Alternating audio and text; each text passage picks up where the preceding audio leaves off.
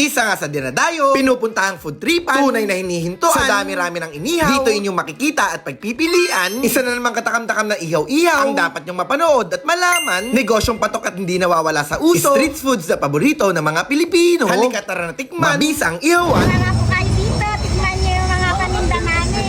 Talaga naman titikman at susubukan kung ganito ba namang pagkain. Literal na iihawin, kompleto na affordable lang din. Sa timpla nila talo-talo na, nanunuot yung lasa, lumalaban sa laki. Sulit na sulit nyo yan dito, mabibili. May timpladong suka at sarsa para sa paborito mong isaw at Betamax. Naglalakihang barbecue at balik. Sa suka nila ikay mapapahigo, mapapaanli at mapapaulit-ulit. Easy lang at bilangin ang inyong steak. Dito sa ihawan ni Aling Cindy. Harap ng BCC along the highway.